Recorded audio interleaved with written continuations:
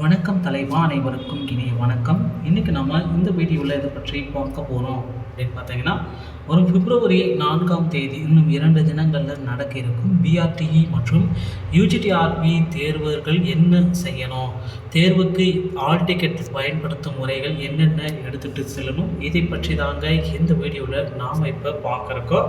வரும் 4ஆம் தேதி 130 மையங்களில் பட்டதாரி ஆசிரியர் தேர்வு எக்ஸாம் ஹால் போகும்போது இதையெல்லாம் கண்டிப்பாக மறந்துடாதீங்க. இது எல்லாத்தையும் நீங்கள் ஃபாலோ பண்ணணும். ஸோ 2222 பட்டதாரி ஆசிரியர்கள் பிப்ரவரி மாதம் இந்த தேர்வை நடத்துறதுக்காக சொல்லியிருக்காங்க. இந்த தேர்வில் என்னென்ன வழிமுறைகளை நீங்கள் பின்பற்றணும் அப்படின்றத நீங்கள் கண்டிப்பாக தெரிந்து கொள்ள வேண்டிய நேரம் இதுங்க. ஸோ தேர்வை பொறுத்த வரைக்கும் தமிழக அரசு நடுநிலை மற்றும் உயர்நிலை பள்ளிகளில் காலியாக உள்ள பணியிடங்களை நிரப்ப நடவடிக்கை எடுக்கப்பட்டுள்ளது. இதே போல் வட்டார வளமைய ஆசிரியர்களுக்கான தேர்வு செய்யப்படுவதாக அறிவிக்கப்பட்டிருக்கிறது. ஆசிரியர் தேர்வு வாரியம் இந்த தேர்வினை அறிவிப்பு வெளியிட்டதை தொடர்ந்து பட்டதாரிகளுக்குண்டான அறிவிப்பை எப்போ வெளியிட போகிறாங்க, ஸோ இந்த அப்டேட்டும் நம்ம எதிர்பார்த்துட்டே இருக்கோம். பட்டதாரி தேர்வுகளுக்குண்டான அடுத்த அப்டேட் வந்து எப்பப்போ வெளியிட போகிறாங்கன்றது ஆசிரியர் தேர்வு வாரியம் இந்த தேர்வினை நடத்த அறிவிப்பை வெளியிட்டதை தொடர்ந்து பட்டதாரி ஆசிரியர்கள் ஆர்வத்துடன் விண்ணப்பித்தனர்.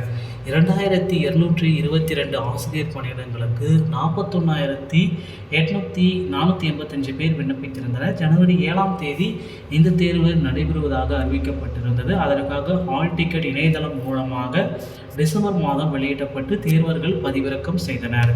ஆனால் டிசம்பர் மாத இறுதியில் தென் மாவட்டங்களில் பெய்த கனமழை காரணமாக பட்டதாரி ஆசிரியர் தேர்வு பிப்ரவரி 4ஆம் தேதிக்கு ஒத்திவைக்கப்பட்டுள்ளதுங்க. ஸோ அதனால் ஒரு மாதம் தள்ளி வைக்கப்பட்டுள்ளதால் தேர்வர்கள் படிப்பிற்கு மேலும் அவகாசம் வழங்குது. இன்னும் தேர்வுகளுக்கு இன்னும் 2 நாட்கள் இருக்குது.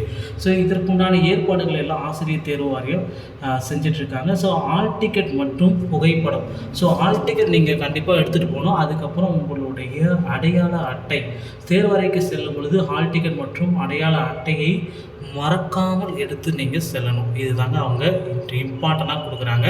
ஸோ அந்த ஹால் டிக்கெட் மற்றும் அடையாள அட்டையை மறக்காமல் நீங்கள் எடுத்துகிட்டு போக வேண்டிய டைம் இதுதாங்க. ஸோ அதை நீங்கள் எடுத்துகிட்டு போனாலே போதுங்க. மற்ற டீட்டெயில்ஸ் எல்லாமே, இன்ஸ்ட்ரக்ஷன்ஸ் எல்லாமே அவங்களே கொடுப்பாங்க. அது மட்டுமே இல்லை, இது வந்து பார்த்திங்கன்னா ஓஎம்ஆர் முறைன்றனால சம் இன்ஸ்ட்ரக்ஷன்ஸ் எல்லாமே கொஞ்சம் சேஞ்சஸ் இருக்கும். அது எல்லாத்தையும் ஃபாலோ பண்ணிக்கோங்க. ஏன்னா கணினி வழியில் தேர்வு நடத்தலாம் அப்படின்ட்டு நிறைய பேர் கோரிக்கை வச்சுருக்காங்க.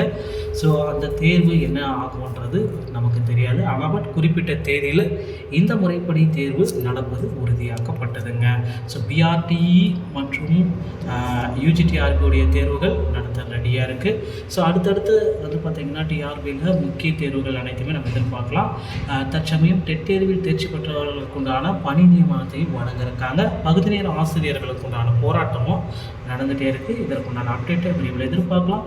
டிஆர்பி மற்றும் பள்ளிக்கல்வித்துறை சொந்தமான செய்திகள் அனைத்தையும் உடனுக்குடன் பெற நம்ம சேனலோடு இணைந்திருங்கள். நன்றி, வணக்கம்.